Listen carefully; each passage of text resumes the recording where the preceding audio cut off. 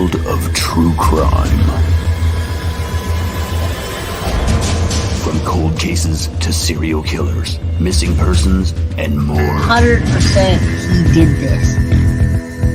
I'd go off into fantasy world. How much more lucky can you get that you're not on death row?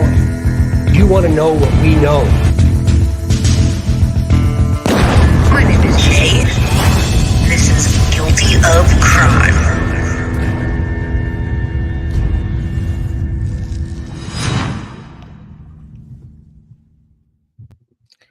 Hello, everybody. Good to see you. This is the third time today. I love it. I want to be on here all day long with you. So we're doing it deception detective style. So please don't put comments in my on my page and say, why are you wearing glasses inside? If you're asking me, you don't know what you're talking about. All right. Most of the time people just do that just to, try to get me worked up about something. And that's okay. It's not gonna work.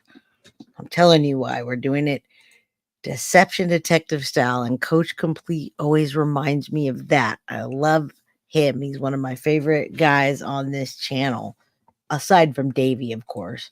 We want to smack that like button like it's lunch and still alive. That sounds amazing. Yeah, that's what I'm going to tell him, because the paparazzi folks. Today we're doing the Chris Watts case with NICHOL Kessinger, and we're doing what we're focusing on today is really cool, because we're focusing on the scandal of it all and the manipulation of Chris Watts. I want you guys to tell me if you think that she manipulated Chris Watts. Maybe she wasn't involved, but we want to. Yes, I got Davey and Coach Complete here. This is this is amazing. That Jolene says great show cakes. I love my diabetes. Yeah. All right, there's a lot of people in here. I got new members. This is awesome. You guys are going to be in for a treat on Friday. No holds barred, everybody. We can say whatever we want. There's no monetization on it, and that means no commercials. That means no anything. So we can say what we want, talk all the crap we want. Davey's the smart guy. He knows the place to be. He's only surrounded by beautiful, intelligent women. So right. You're a smart guy. Oh my goodness, deception detectives here. Wow, sir, I'm not worthy. I love him. I'm like a fangirl for Mr. DD. Thank you for being here. And I have your deck. You might have saw that. I've got cues. I've got them all. I'm studying these cards, sir, and I'm promoting them. Everybody go buy a deception deck. Absolutely love these things. And in between doing this, I am going to read some of the cards. All right. I'm a fangirl of DD. Sorry, guys. It's hard. It's hard not to be. And yeah, Jess says also he's hot. He is. He's a very attractive guy, and he's got big muscles too. He comes out and he tries to be. Anyway, I don't want to embarrass him, but yes, he's a very good-looking, intelligent man, and we love him. You're everybody's crush here, but he's smart too. So yeah, I'm fangirling here. So let's start going. Definitely fangirling on Deception Detective. What I want to do today, I want to go over some of the things before we do the Deception Detective thing, and go back and forth with him and collaborate. He's laughing over there. Hey, if you're hot, you're hot. You can't help it. You're hot in all ways, sir, and we appreciate you. Okay. So what I want to do real quick is play those jail calls from Chris Watts. They were on yesterday. So I always like to give a backstory. Mr. Deception Detective is not necessarily a true crime guy, and he'll say that he's not, but what he's doing is much more important than, I'll say it's more important than what I'm doing, okay? Because he's teaching us something. I'm just teaching you guys to be pissed off. So let's listen to Chris Watts' dad and mom talk to him, and listen how they talk to him in prison. You can actually see the video. This is what I wanted to show you yesterday. Let's go. Hey, well, look at you. Can you see me? Yeah, I can see you. Okay. You look good. Oh, thanks. You do too. I like your jacket. You like that jacket? Yeah. I thought you might recognize that thing. This Yeah, is looks good. this is some good weather to be wearing it up here for sure. Oh yeah, I know it's gotta be pretty cold out there. Yeah, it is. It ain't too bad right now. Just a little breezy, in the probably high 40s, whatever. Anyway, we're just here to tell you how much we love you, and we'll always be here for you, no matter what, son. Oh, thank you. And just remember that. I love you guys too. Hi, Hey, That's his mom, folks. you look good. you too. Do you know how much you're loved? Do you have any idea? I love you too. Chris, we love you so much. And we will never, ever, ever abandon you. Do you hear me? Too bad you abandoned your Thank kids, you. sir. Hey, Hey, you look good. you look good too. No, he doesn't. I like your hair. Oh, thanks. What he has Let me left. see that gray. It's still there. Oh, I can't stand that guy. Oh, we miss you. I miss you too. Never We getting really out. do. And we love you so much. I love you guys too. Yuck. No idea. It's good to hear everybody's voice for sure. No, it's good to hear your voice. Who's this lady fangirling over him? I think it's his sister, everybody. Ugh, I can't stand that man. But it's interesting to see these calls and how they talk to him like he's a baby. Did you get to watch the Panthers game this last Sunday? No, it was blacked out here, so it was. Just, Was it? Yeah, it's like it just kind of depends on like regional coverage and stuff here. Yeah. It's his sister. So it just kind of depends. Well, I didn't think the Panthers could pass. They did a lot of passing plays. Yeah, I was actually kind of surprised. yeah. They've been surprising me, that's for sure. Dalton wants a McCaffrey jersey now. I bet he does. He's actually he's- that's one of the reasons I hear about him so much is because McCaffrey actually went to high school here. Oh, really? Yeah, Oh, wow. I didn't know that. yeah. Because Ed McCaffrey used to play for the Broncos like back when Elway was the quarterback, and he had like 3 sons. I want to tell you something. So he said like a couple times, but some Chris Watts fangirl came on my page and said Chris Watts actually has an IQ of 140. So we have some fangirls of Chris Watts here. You can be in here, but we're not fangirling Chris Watts. He's a disgusting human being. And they're all like Christian McCaffrey. He played high school football here. He went to Stanford and now he plays for the Panthers. There's another, I think his name's like Dylan McCaffrey. He plays for Michigan, the college football team. He hasn't like played for him yet, but he's just like kind of waiting in the wings till his time comes up. And there's another McCaffrey son that's like he plays high school football here, and it's just like they're all like, it's crazy. Like, Awesome. like, Yeah, it's like they don't have to try. It's just natural. So like, that Christian yeah, McCaffrey guy, he's a special player, that's for sure. He had an awesome play on Sunday because he jumped over one of the, I don't know what they're all called, one of the Defenders. ones I was gonna, yeah, there you go, that's it. And I mean, like hurdled him, jumped over him, and took off. He's a little beast. Yeah, he didn't do a whole lot his first. He did a good amount his first year, but I think they realized what they could use him with the second year, and it's just kind of been like he's been taking the reins pretty good there. how is Taking the pressure off Cam Newton for sure. Yeah. I think Cam likes that. He's like, I don't have to do everything. Olsen had a few good catches too. He's coming back. Yeah, that's good. Or, from last season, I guess it was when he was out. I like it when they wear the black with the blue. It's cool. Mm-hmm. I me too. always like the blue. It's like when it's like solid black or like solid black or like solid blue. I think Like- the Thursday is going to be that color rush game, so they'll probably be like all blue and the students like all black. You can be able to watch it. It's Thursday night. As long as they turn the TV on, I'll be watching that. I'll be watching that game for sure. Cool. That's good. Yeah. No. We That missed you. was the birthday. And they barely talked about the elephant in the room, why he was in jail. Of course, all right. So Plunder, I don't even know why she actually showed this, everybody. I'm a little confused. So I'm gonna put the next. We're not listening to Plunder today. I love you, Paula, but didn't do that. So let's do this instead. We're gonna do DD also, of course. That's why we're here. But I want to make sense of it before I just jump it into Nicole Kessinger. I want you to know what a bad woman she is. And I want to talk about the case a little bit. I want to show you that the house first originally sold and then it sold again. So I have 2 videos for you. Take a look at Hey what everyone, hold on. Take a look at what it looks like now. We'll see what it looked like then, and we'll see that it's up for 775,000 versus the 600,000 earlier. Yeah, pine over a familiar murder. All right, so we have a big show today. I hope you're here. It's 2:20, and I'm in it for the long haul with you all. Let's go. The Watts house. A lot of people say it's cursed. I don't know. there is some news regarding Shanann and Chris's old house. It is once again up for sale. It was listed yesterday on Zillow for $775,000.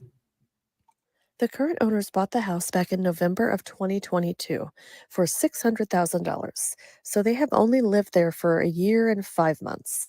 Yep. The home is listed as a 5-bedroom, 4-bath, and has a square footage of 6,181 feet. The listing states that the house was repainted and has a new roof on it. The Zillow listing has 45 pictures of the house, interior and exterior, and it looks very well taken care of. And I know many are speculating on why the owners are already selling, and it could be for many different reasons. But the most obvious reason is because of what happened in that house. But I certainly hope that that's not the case. Now, I'm going to go back after there's another video and we get to meet the Millers, and then we can speculate as to why the heck they would sell it if there wasn't not some bad vibes or something going Let on. me know what you think in the comments. Oh, this music, I'm sorry. I'm going to mute it. Let's just look at the house. We will meet the Millers. I can't for the life of me understand. Yeah, it's a beautiful house, Carly. Look at that. This is the redone version. Did you all know that Shanann and Chris lived in a family member's basement to have that house built custom to their liking? Did you know that? They literally, they skimped on things, they saved for it, and they did what they could to get that house built for them. And then this is what happens. So you're going to find out who moves into a house like that, because I'm going to show you the Millers. You're going to meet the Millers next. I'm just not playing this music. I just want you to see what it looks like now. I'm going to show you what it looked like before. Why read the Bible when it's too late? This family is gone. Maybe they turned holy and found God with Shanann. Yeah, I don't know. We're going to find out in a minute. We're going to see who they are and what was going on. I mean, it's like I feel bad that they couldn't make this house. Look at how it looks like now. Do you remember what it looked like before? Yeah, Chris's stuff was down there. He would work out and he had a bed. That's where he was cheating with NICHOL KESSINGER. He was down there cheating and doing his push-ups. Katie, I'm glad you're able to get on. You missed the big shebang earlier, but you can go back and rewatch. They're not talking. I think it's just more music. Yeah. I can play it a little low, but I don't. All right, there it is. You can see the 4 full bathrooms, guys. 5 bedrooms and 4 bathrooms, 6,000 square feet. I'm out here in California, and my little 3,000 square feet is, $1.5 million. I wouldn't be able to have a house like that. So I'm a little bit jealous of these people, but not so much because they already moved out. All right, so we're gonna stop that. I want to show you who the Millers are, and then we're gonna do Deception Detective. But I have more for you after that. So if you want to come and stay after, I have more. All right, I have more. So, but I don't want to leave anything. I don't want to leave it dry and not do that, and then take forever. So if you're here to watch Nicole and not hear about the case, then you're in the right place right now. So let me go to my downloads and I will find that for you. I want you to meet the Millers. They were only there for a year and a half, people. All right, let's check it out. Hello everyone, welcome back to my channel. Sorry. November 26th, 2022. It's so low. Watts' house was finally sold 4 years after Chris Watts brutally annihilated his entire family. His wife, Shanann Watts, his 2 beautiful daughters, Bella and Celeste, and his unborn son, Nico. May they forever rest in peace. A private Facebook group post showed it was sold by Location Real Estate in Colorado. The agent shared the news on social media and stated, "Huge congratulations to my buyers on their closing. It took everything we had to get here. So happy for you guys and can't wait to see the memories you make in your new home." I'll edit to add, since it's been asked, yes, this was the Watts house. It is now the Miller home, and they cannot wait to put their love, family, and laughter back into this house. Wonder The what Millers happened. also shared posts, which have since been deleted, of the front of the home, along with snaps of them gathering in the kitchen with their children. It stated, "We hope to honor you in this home you once called yours and to fill it with smiles as you did. Thank you for making this a peaceful home. Peace and love are all we have felt since the moment we first walked through the door because of you. We hope to have you alongside us on this new chapter." The Sun reached out to Location Real Estate and the new owners for comment but did not hear back. The private Facebook groups, the Watts Family Murders, first shared the post about the sale, and despite some claiming they would never want to live in the house, many social media users were pleased to hear it's been sold. One wrote underneath the images, "Wow, this made my day. Congratulations to the Miller. May they be happy in their new home." A second added, "That's what the house needed. That's what the Love, house looks life, like. and laughter. This I is the hope they are brown. very happy in that house. It's a beautiful house." I personally am happy for this family. I wish them well. We need to pray for them, the wife, the husband, and the 3 little girls. Pray that the house is freed from whatever demons were in that house, and pray that tragedy does not ever strike there again. Now, as of today, December 5th, it's still showing that Shanann and Frank Rusick's name on the property, so I'll keep an eye on this to see if and when it may transfer to the Miller's names. And here's a photo of what looks like the swing set in the Watts backyard is now gone. So let me know what you think Sad. below. Thanks for watching and have a blessed day. All right, so watch this. Gotta see this. You can sit with us. Thank you. You can sit with us. So We're sleeping in bed. Aww.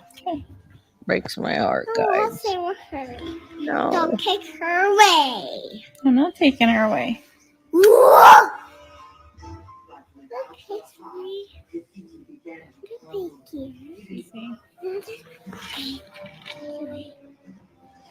Okay. Bye, Felicia. Bye, Felicia, she said. So cute, guys. All right, deception detective is gonna come on in a minute. Let's the internet is, we're in the middle of the day. This shouldn't be happening, but this is the perfect video we're gonna play. But first I want you to see this. And I want to tell you that that I know she knew about it. I know that Nicole Kessinger knew. She's lying. She followed this woman. And I'm going to show you when Shanann announces her 3rd pregnancy, okay? And then we'll get on with Deception Detective. All right, guys. I know you've seen this, and I know that Nicole saw this. So we're going to put this, and then we're going to play that.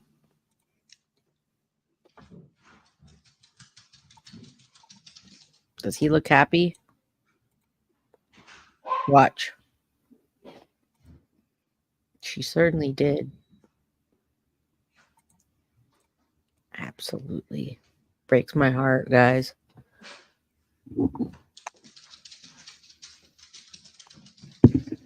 We did it again.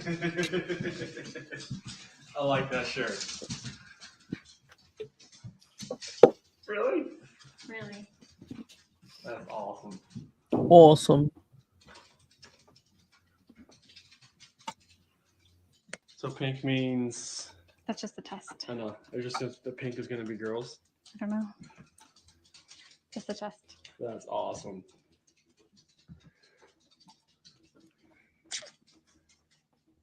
Guess when you want to, it happens.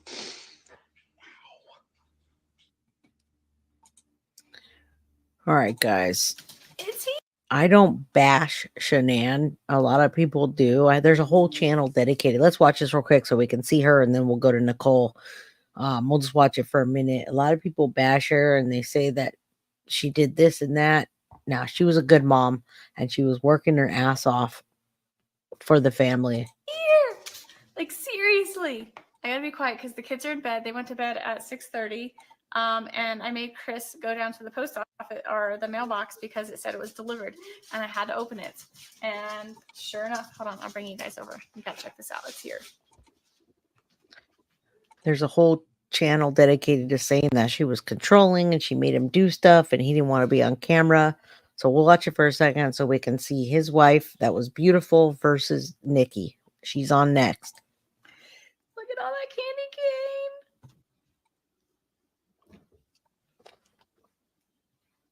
Look. I can't wait to open it and smell it. She was working. Michelle, like, seriously, we went to the mailbox.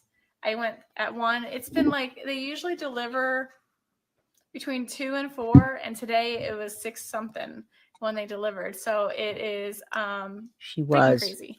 I was like hunting him down. So I'm gonna get 8 ounces of water real quick. Hold on. You want to get a cup? Got Dieter here. He's All right, not leaving us alone. we can see him for a second. I don't know what changed. Say hi. I think he's just a cheater and a narcissist. It's really cool packaging they got too. I like it. I like 4 or 5 pieces of ice cubes, like 3 or 4 pieces of ice cubes in mine.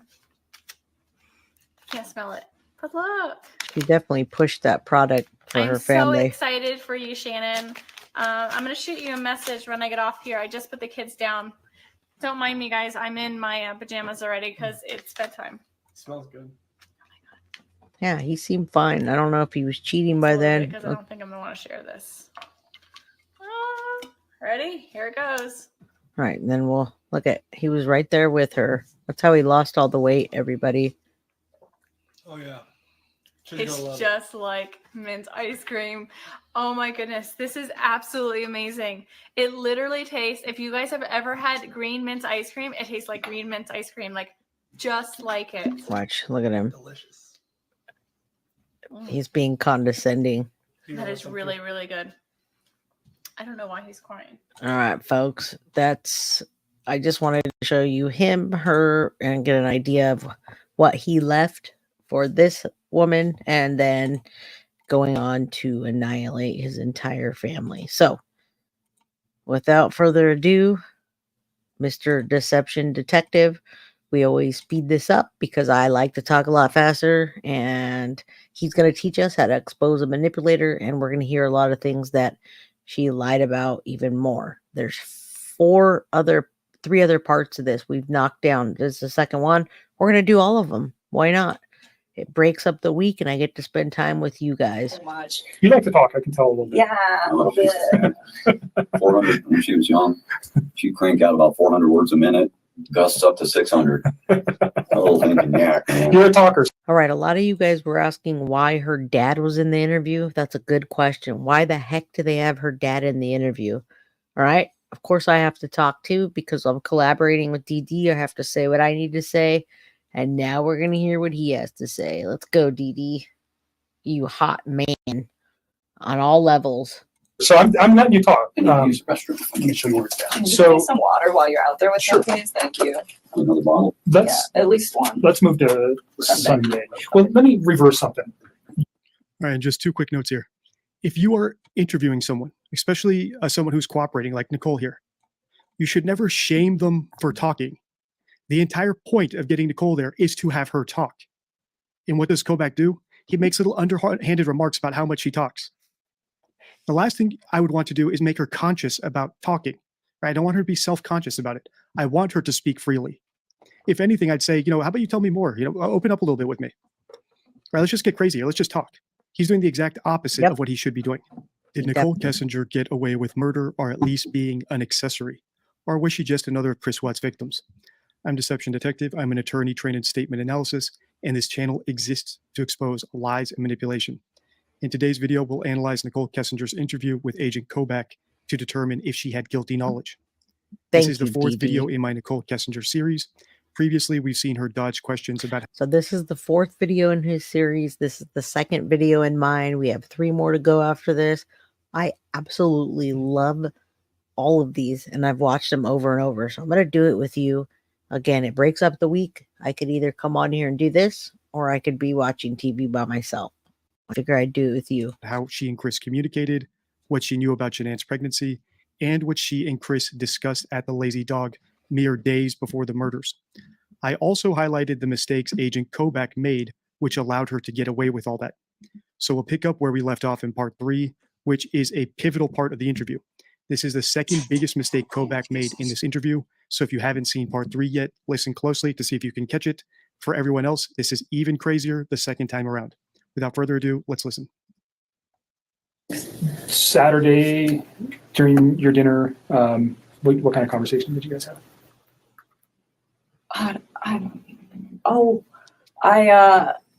So he's been trying to like eat a little healthier than he normally does, and he's always like been in the working out since I knew him, and he like tries to eat clean, but he was trying to like step it up a little bit, and nothing like the people who do like the competitions and the shows that are all super restrictive, and it was nothing like that. It's just like day-to-day general maintenance, but it's how I eat, and it's pretty healthy. And he's been losing a lot of weight. He lost, I want to say like 13 pounds in the time that we were hanging out. And honestly, when you start eating a little bit cleaner and you start working out a little bit harder.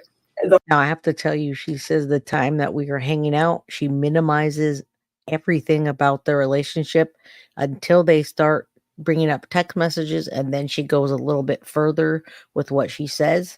So hanging out, bunch of BS. Also, Chris Watts lost that weight because of Shanann and her Thrive product. So that's what made him start working out. It gives you a little bit of energy, and they were eating healthy, and he got on that kick. As soon as he lost some weight, Mr. Chunkster came over to her, and I'm going to show you how chunky he was after, and his smart talk. The first couple months, especially for a man, because they lose. So if you haven't noticed it yet, Agent Kobach's question was, what was the conversation like at the Lazy Dog between you and Chris? Has Nicole answered that question?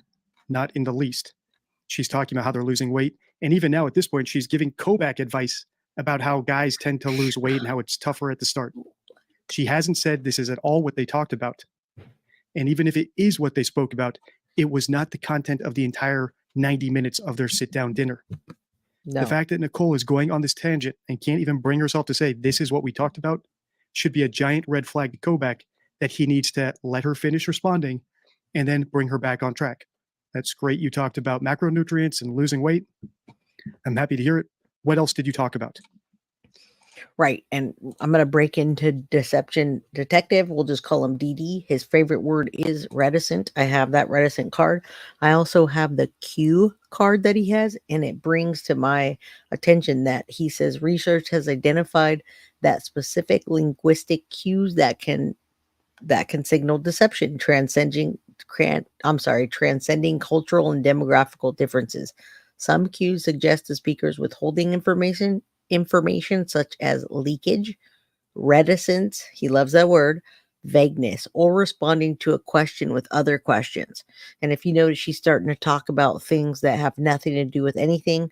Other cues indicate fabricated information seen as behaviors, integration, mockery, unnecessary explanations, or lengthy prologues. Conversely, cues suggest credibility, including reminiscent effect, inclusion of unusual or sensory details, and isolated cues. I feel like this is a good card for that because she starts talking about working out and him eating, things like that have nothing to do with it. She's just trying to get away from the real talk.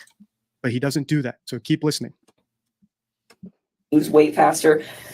It's not something that's like that drastic to me, but it did stand out that it was like a little much. And so I was like, whoa, like maybe you're not eating enough macronutrients. So let me look at them. So he had been working on his MyFitnessPal app and like programming like all the stuff he eats. And I just started going through them, and I was like trying to figure out like where his ratios were. And we actually spent a lot of time doing that because he'd asked me to do it for him. Because I just was at the point where I was like, if his weight loss slows down in a few weeks, he'll be fine. And if it doesn't, then his macros are a little off. Do you think Nicole was worried about his weight loss and his macros at all? Any bit whatsoever? You guys tell me. Not like that big of a deal. Like in the workout community, this is like a very normal thing. But Did you have any other outside concerns, like potential drug use, alcohol use, any of that stuff? That All right, so this is where we wrapped up part 3 in the series. And it was because I wanted to really emphasize this point, the big mistake that Kobach made here. He asked her what they talked about at dinner. She gave an evasive, distracting response. Yep. And it actually worked. So Kobach actually got distracted by Nicole's response. She went on a tangent about losing weight. Now Chris is losing weight. And instead of marking down his question for later about whether or not she was concerned about how quickly he was losing weight, he asked it right then and there. So he effectively got distracted about finding out what they spoke about at the Lazy Dog like a day or two before the murders. Based on the comments I've seen, people say it was right before the murders happened, which is why this conversation is so important. Also in the DD forum at forum.deceptiondeck.com, I put some extra thoughts I had after part 3, and I actually cataloged some of the errors in Kobach's questions that I pointed out in part 3. Awesome. We're going to So do that besides next. him asking questions but not waiting for the answers like he did there, where he said, what do you talk about the Lazy Dog, but never actually got the response. He also asked leading questions in the negative, where he says things like, you weren't aware Shanann was pregnant, right? Right. And he also asked questions that wouldn't clarify the situation, even if Nicole answered them truthfully. Like his question in part 3 that we saw where he asked, well, earlier you told me you didn't know Shanann was pregnant, right? Even if she said yes or no, that doesn't tell us what she actually knew.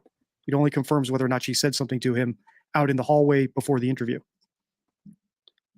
that led you to go, oh, he's lost an extreme amount of weight in such a short period of time. Now, I want to tell you something. The reason they used men in this particular instance is because they knew, number one, she was cheating with Chris. She fancies men, and they saw a lot of her stuff already, that there were sexy photos out there, and so they figured if they got a man, she'd open up. They did that with Chris Watts when they brought the female in. He opened up quite a bit to her. So it does help when you have a man talking to a woman, when you know that she's really flirtatious and will get going with them. So that it was strategic, but these men, they fell for her stuff, and I don't know why. No, and I wouldn't call it extreme. It was just like, it was a lot. But I mean, when I first started working out, I dropped like 12 pounds in 2 weeks when I first started like hitting it hard with the diet. So the fact that he lost like that much weight, it wasn't, like I said, it was not a surprising amount. We're back to his weight again. And everybody, while we're back to his weight, please hit the like button if you can. Like, and then share this later on. My last video with Mr. DD got over 7,000 views.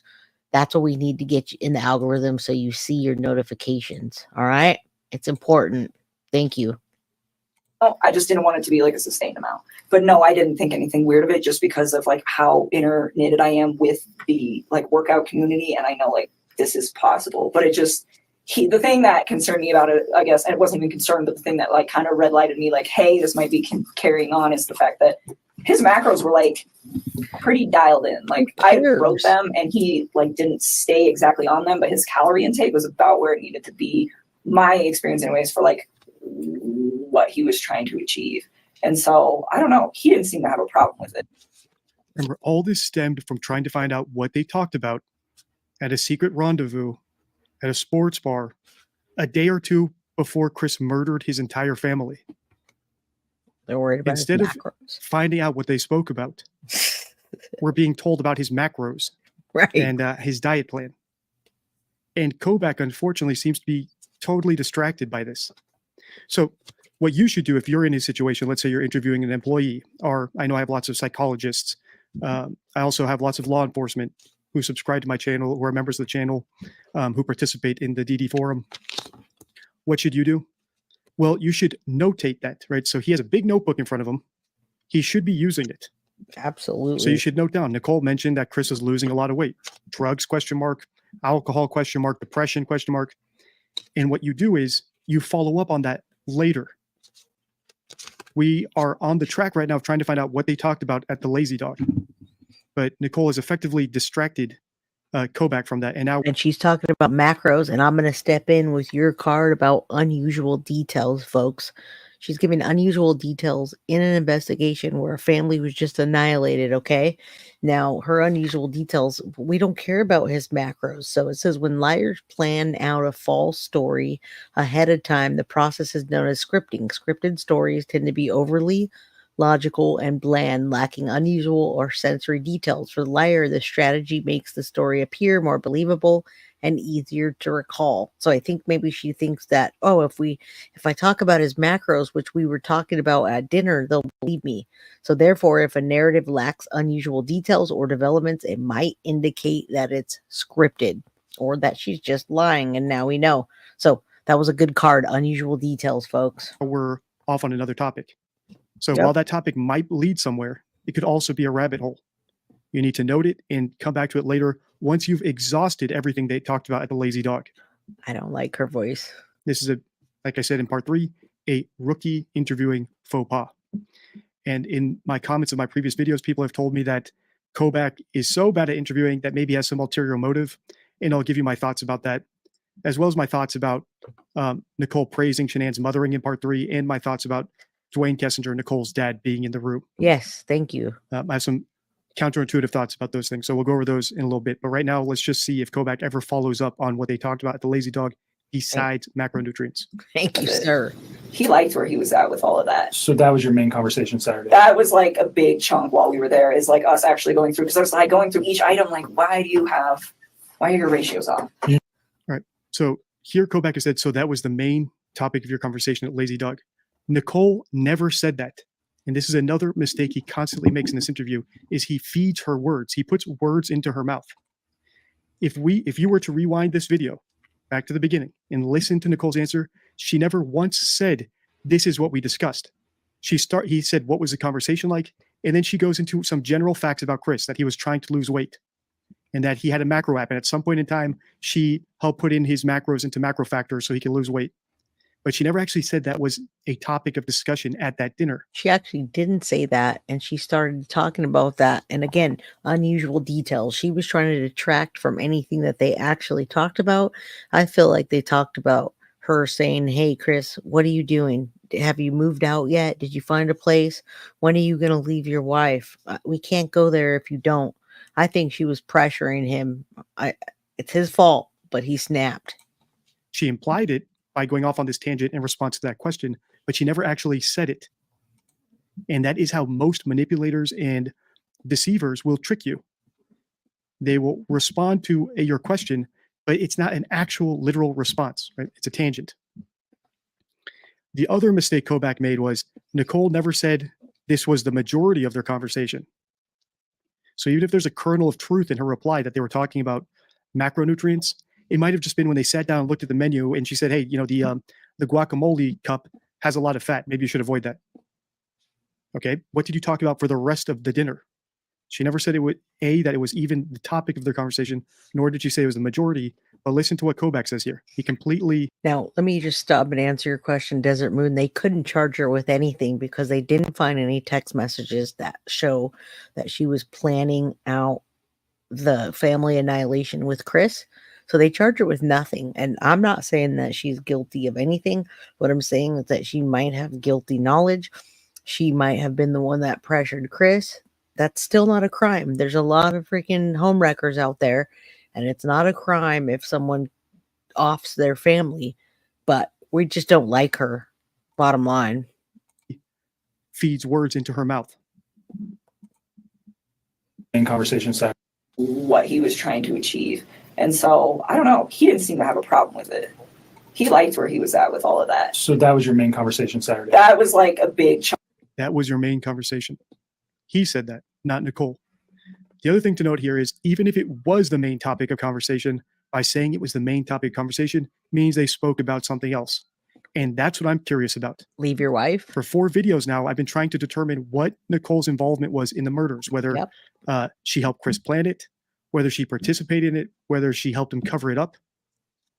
Personally, I'm still of the belief that she was not involved at all. But that belief is just based off statistics. It's not based off anything Kobach has uncovered. He hasn't given us any information one way or the other. Agreed. And Davey, you say Charles Manson went to prison for murders he did not commit himself. Chris Watts hurried up the process, period. After he realized that he was going to confess, he shoved it along, took a deal. We heard him plea. That was the end of the story. He never talked about anything again. Later on, he came back out and said Shanann did not do that to the kids. That's the only thing. He wanted to save face for her. He must have felt guilty. But there's nothing in anywhere or in any text that say that she knows it, and never did he speak about it. The reason I'm on the fence about her involvement is because she doesn't answer like someone who actually participated in the murders. If you've seen parts 1 and 2. Chunk while we were there is like us actually going through, because I was like going through each item, like, why are your ratios off? You know where his kids or wife were that night? On Saturday? Yeah, his kids. Well, you know his kids are with the... He's finally asking her about the kids. She's talking about his ratios being off, and he's like, hey, do you know where the kids were? Do you know anything, lady? Babysitter, do you know where his wife is? She's in Arizona. Okay, how do you know that? Because he told me. Okay. You know what she's doing there? I think she's on a business trip. He didn't even tell me right away. He actually told me, I think, like on Saturday or something. It might have been like Friday or something. I honestly don't remember. I just remember I was like really surprised where he's like, hey, like, I'm going to try to get a babysitter if you want to hang out or something like that. And I was like, why do you need a babysitter? Like, your wife's home. She's like, no, she's out of town. Like, oh, okay. Is there much conversation regarding that, her on being on a trip, or the children on during those conversations? Not really. I just asked him what time she was coming home on Sunday, and he just said really late. Okay. And that was it. I mean, there's nothing really to talk about with that. Okay. Stop. End it. All right. So nothing to talk about. Kobach is making another mistake, and this is one he's been making, I think, the entire interview, but I haven't pointed it out yet. So I'm going to read you a rule from the deception deck, and then you tell me if you can recognize the problem with Agent Kobach's questions as it pertains to this rule. So thank you for pointing this out. And we are using his cards now, which is amazing because I've been trying to pull out the cards that I think are correct. And there's so many of them. I've pulled out cues and I pulled out words and phrases and grammar. So he's going to show us. But I did want to say something, Davey. It's nearly impossible to prove. I have 2 words for you, Michelle Carter. And then another 2 words, Conrad Roy. This was the first time that this has ever happened. Michelle Carter was Conrad Roy's girlfriend. He died of offing himself at the age of 18. His girlfriend at 17, Michelle Carter, encouraged him to off himself, and she actually was held accountable, guys. She wasn't in there very long, but it's hard to prove, and there was never a law that says that you can't tell someone, yeah, go ahead, continue doing it and be accountable. This was the first time that happened. So 2 words, Michelle Carter. If you're not familiar, the deception deck is my 52 favorite rules for spotting lies and deception. Here's the rule I'm going to read to you now. Think about this rule and recall Agent Kobach's questions. Liars often fluctuate between past and present tense, reflecting a shift from recalling the actual memories in the past tense to fabricating details in the present tense. If a statement suddenly switches to present tense, it might be a fabrication. So listen to Kobach's questions here and ask yourself, how does this taint Nicole's responses and make it harder for us to determine if she's lying? That night? On Saturday? Yeah, his kids. Well, you know his kids are with the babysitter. Do you know where his wife is? She's in Arizona. Okay. How do you know that? Because he told me. Okay. You know what she's doing there? I think she's on a business trip.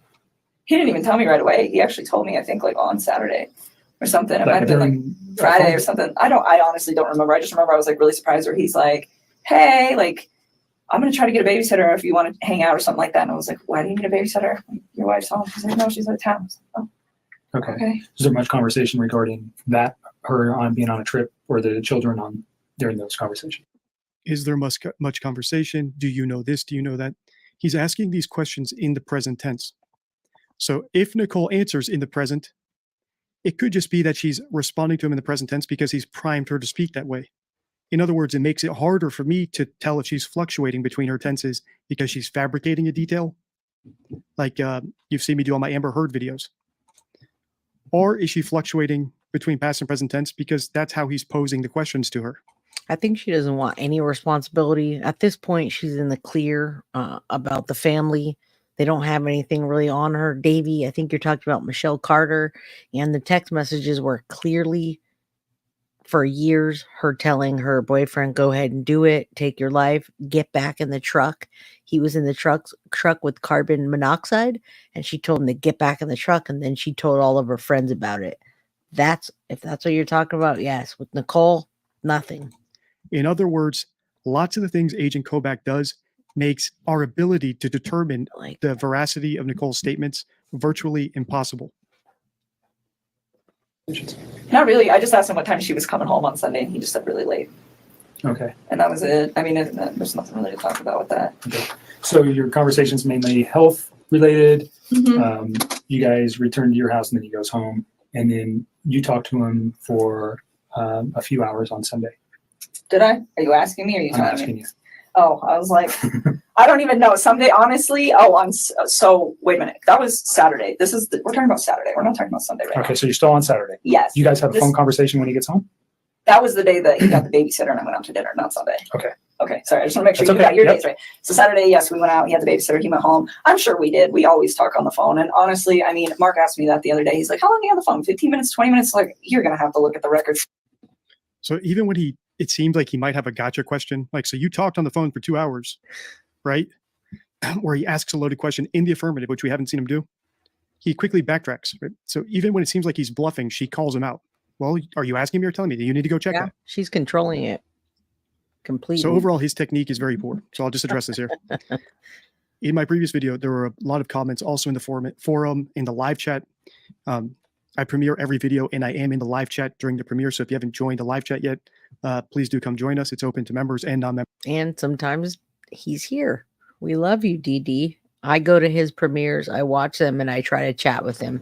And I'm always lucky when he chats back because he's got a ton of people. He's, I think, almost 90,000 followers or at 90,000. So flood his page after this, everybody. And I'm going to keep doing collaborations with him. Members.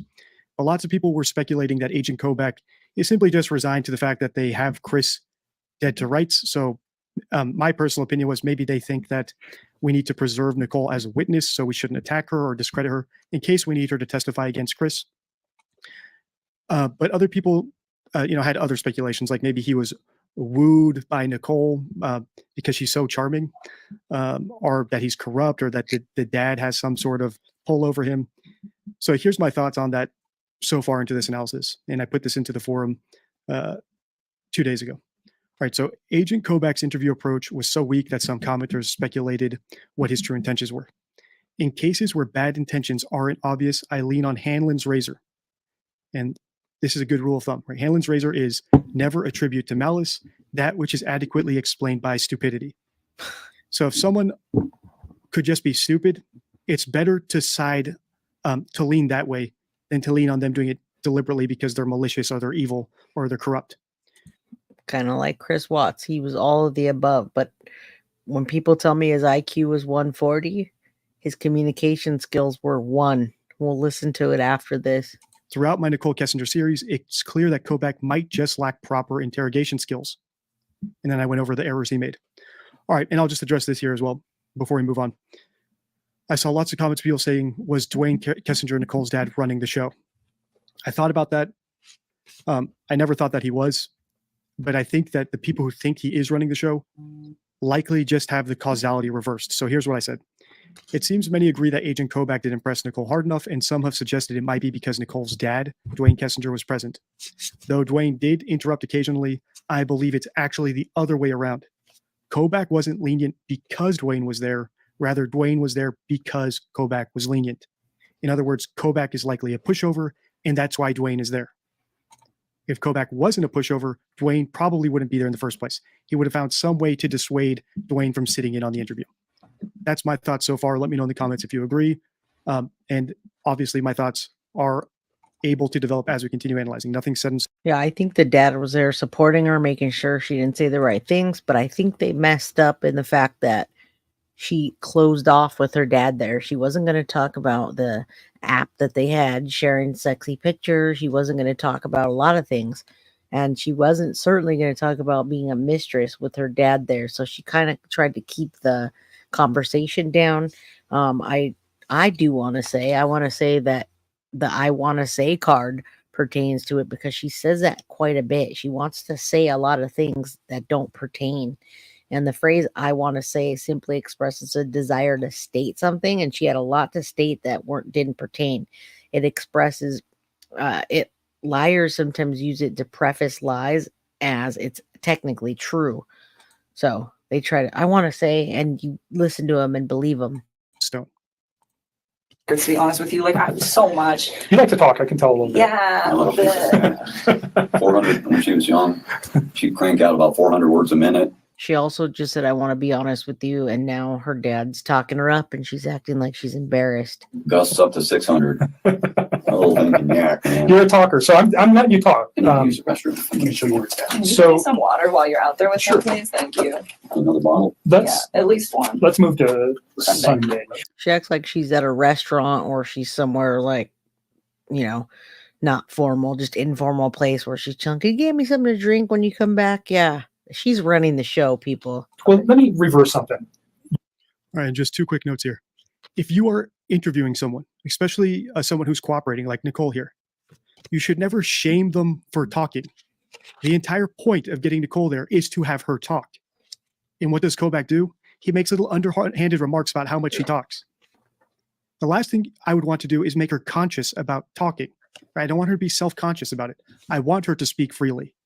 If anything, I'd say, how about you tell me more? Open up a little bit with me. Right? Let's just get crazy. Let's just talk. He's doing the exact opposite of what he should be doing.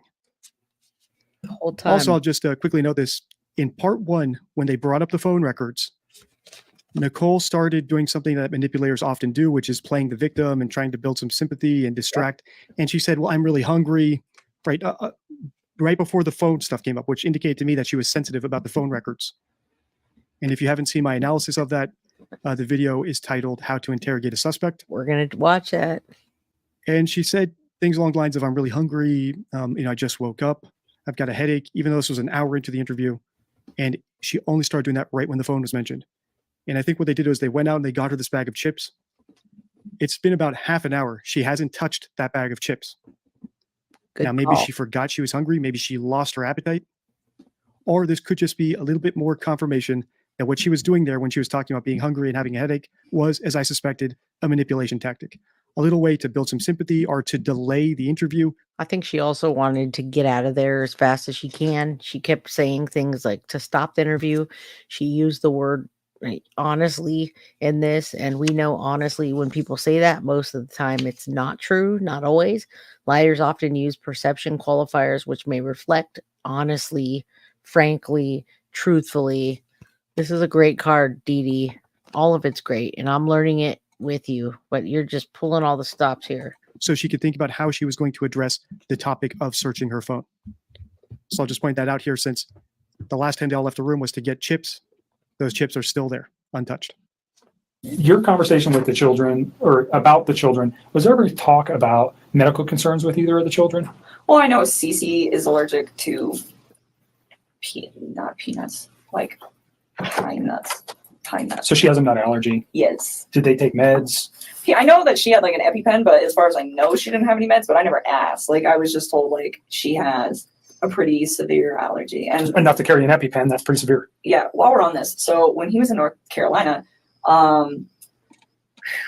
this is all like hearsay now because it's like, this isn't a conversation. Like, he's telling me this stuff, but who knows exactly what happened. But he went out there to go see his family and her family. And while he was in town, before he went out to North Carolina, I guess his mother had accidentally, like, not exposed her to something with nuts, but had, like, given a product, I think it was like ice cream, to a different kid that could have traces of nuts or something. I don't know. But it was like, his daughter was fine, but she was, like, in the range of contamination. And I think his wife was very upset about that. And when he got to North Carolina, he told me that he was supposed to spend like half time with them, half the time with her family. And that was supposed to be what it was. I don't know. But he said that he went to go see his family and they weren't answering the phone for like a day or two before he went out there. And then when he got there was a note on the door that said, son, if you step by, we're at the beach. And they ignored him for like most of the time that he was out there. And his own family? Yes. His mom, his dad, and his sister. And obviously she's telling a story that he told her. So I want you to know that a lot of this in perspective is much different. She didn't know the allergy that the daughter had, but yet she knows all of this information for some odd reason.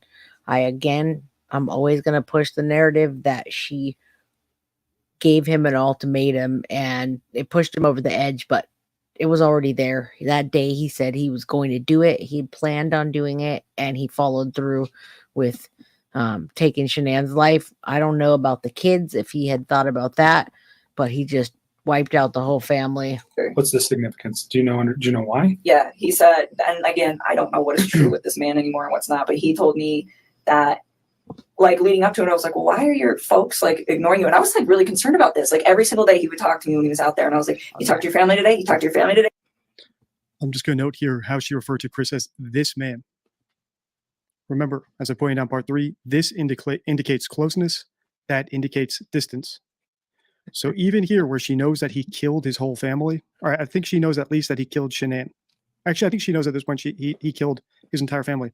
She still calls him this man, right? So she still reveals to us through her words that she feels some sort of connection to Chris still, despite the gruesome stuff he's done, which is interesting.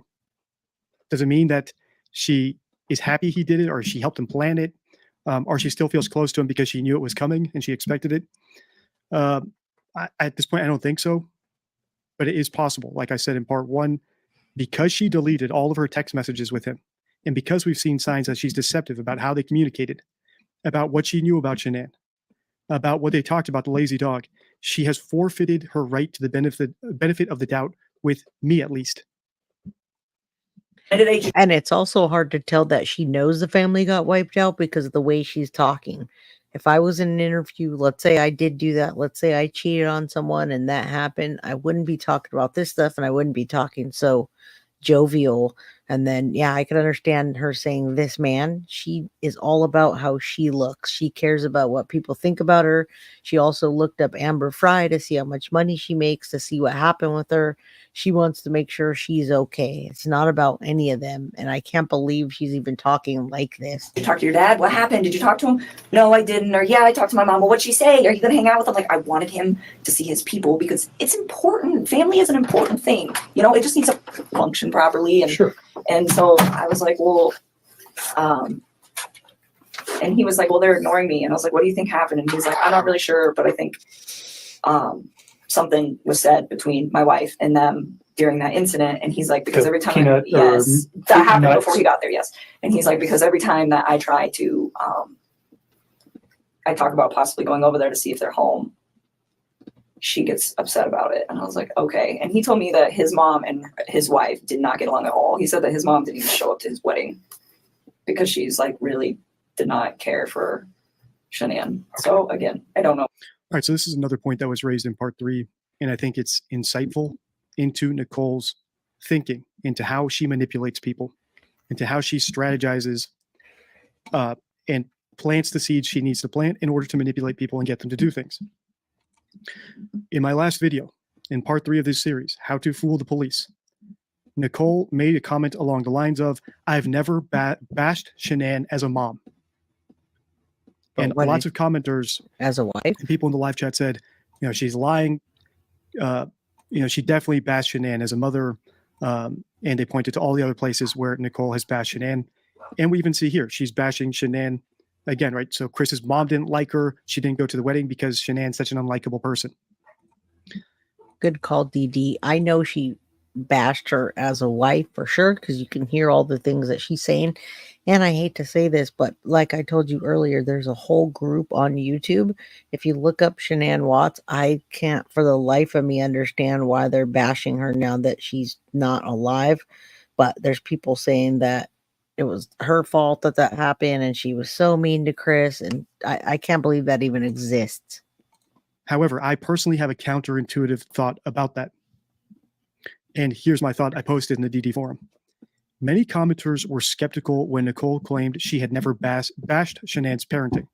However, I believe she was genuine, despite her past critical remarks about Shanann's job, spending habits, attitude, likability. Nicole was open about all those other criticisms, so why lie about this one?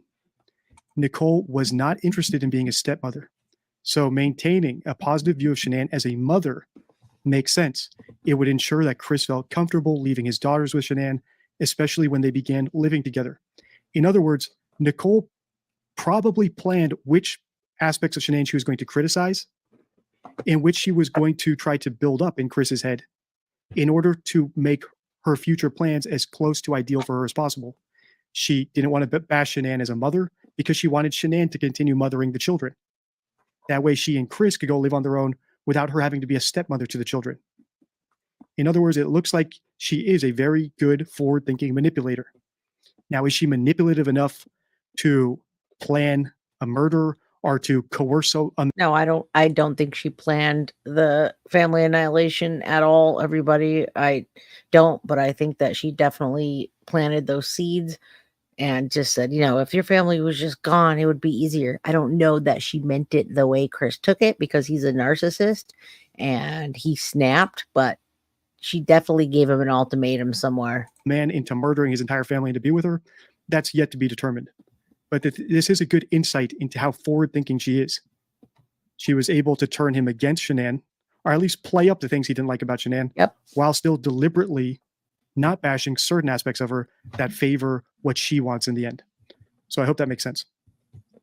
Does DD. Also, if you disagree with me or agree with me and have other examples of her carving out exceptions for when she bashed Shanann that would contribute to the conversation, please do drop them here in the DD forum. I make a topic in the forum for each new podcast that's released, specifically so we can speak freely without any restrictions over there. Thank you, sir. I don't know what's true and what's not, but I just know that there was like some tension there. And again, like that part is like, I feel like it's almost third party. So that's why it's like I didn't even. Well, but it came from him to you, so it's not. It is something that is, whether it's important or not, we can validate that. I'm sure we will be having some conversations with family. What does it mean? I don't know. Yeah, I don't know either, but I just know. So maybe she, I don't know. Well, and then he ended up seeing them on the last like full day that he was there, and they told him supposedly that she had gotten really upset and then screamed and yelled in front of Chris's sister's kids that are very young, and to his mom and to his dad, and said like, "You're never going to see Chris again. You're never going to see me. You're never going to see the babies," and just like threatened them, and then like walked off. And I guess that was the incident that happened prior to him coming out there, and then she didn't tell him about it. She just like let it go, and then he just spent all week trying to figure out why his family was like not trying to be involved. Gotcha. So now this is what he told her, but I'm sure he was just playing on her sympathy. So she'd say, "Oh, Chris, it's okay. Why don't you leave her sooner? She's such a bee, Again, I'm not sure. That was like it just feels really third party, so it's hard for me to like talk about because like, I don't know. Definitely. So beyond the nut allergy for CC, did you know of any other? Did she take meds that you know of other than carrying an EpiPen? His kids or his wife? No, his children. No. And now, well, if you know anything about his wife's medical conditions, if she had any. No, I've like read in the newspaper they keep saying, "Oh, she had medical conditions," and I'm like, "Is that a misprint? Are they talking about CC, or is that just something else?" That was a lie right there. She didn't read it in the newspaper. She was looking at Shanann 8 months before they even met. So she was actively, we'll call it stalking Chris and Shanann. I don't know. So you don't know anything about Shanann having any kind of medical problems? No. Okay. Covered Saturday. So there's a phone call Saturday night, actually, from finally Saturday, get Sunday. the something guy. At this point, you should be able to catch the errors Kobach makes with his questions. So Right, many. I've cataloged them. Good job.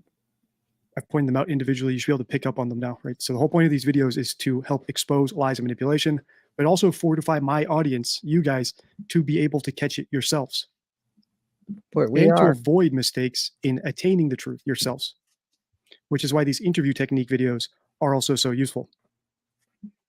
So when you ask a question, a leading question in the negative, it is easy for someone who's telling the truth to reply to the negative, and just as easy for someone who's lying to parrot back the no or the never in your question itself.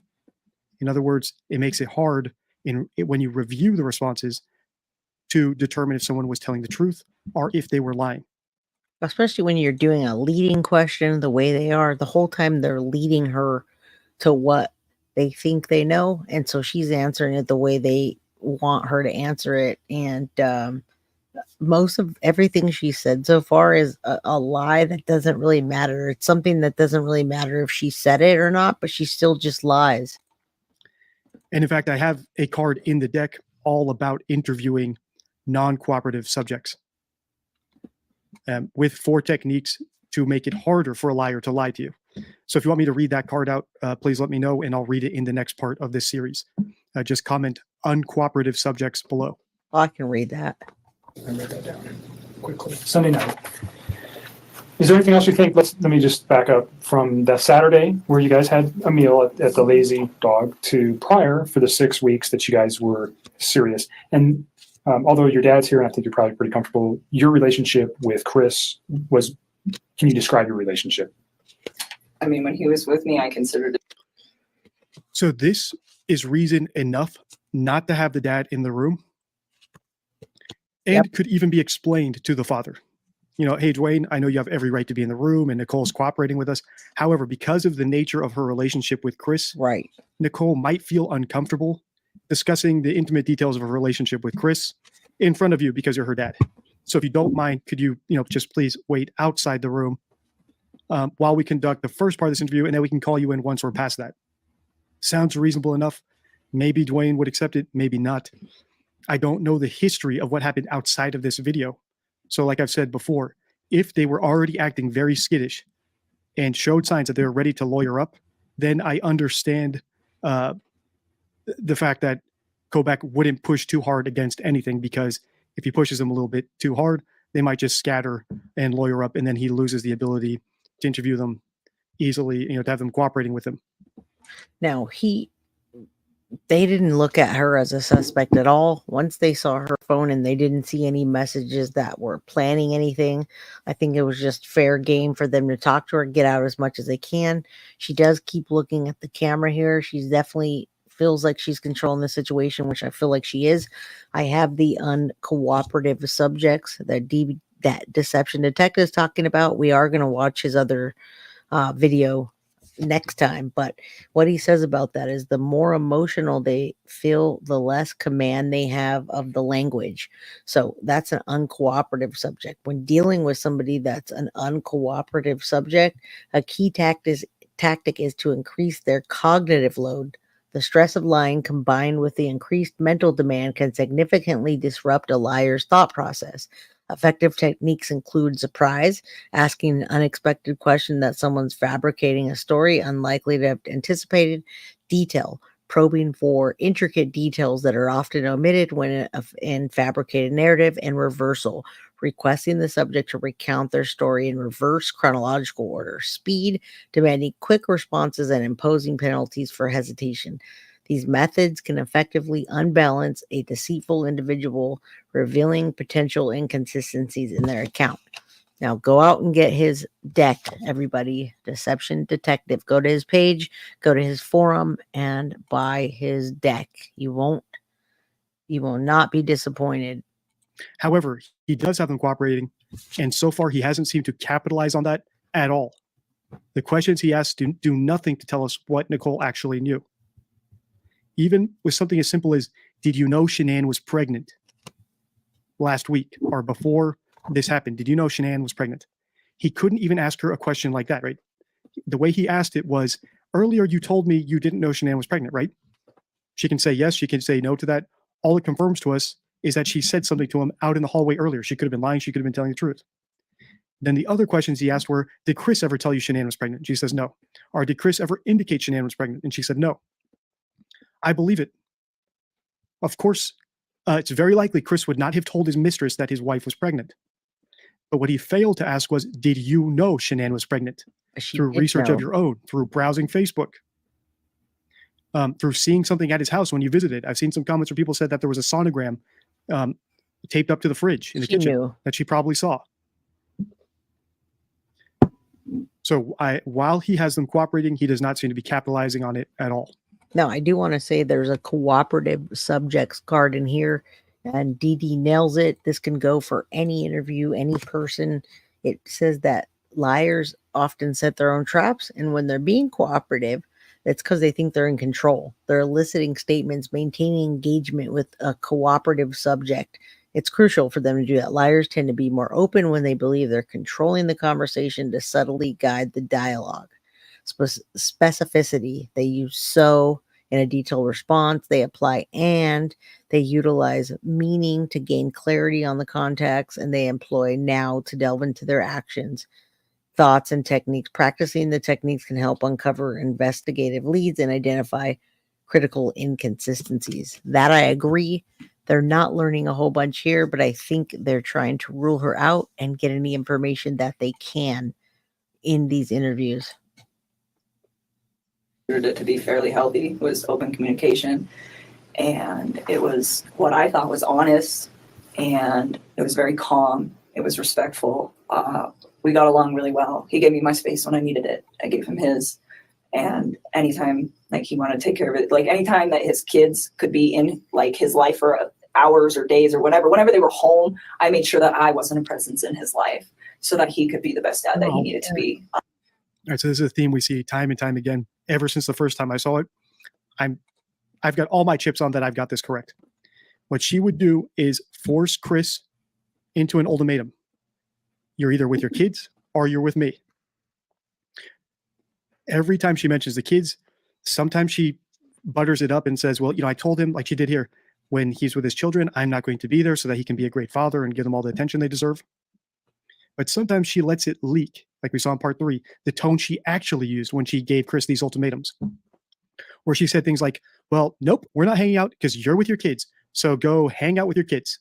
That's how I think she actually said that. And he's absolutely right. Her tone was that to Chris, but what she's talking about here is a lot different. She definitely wouldn't say that in front of her dad either, and she wouldn't want the narrative to be pushed that she was giving him an ultimatum or giving him a hard time, especially after he wiped out his family, because that would just make anybody look bad.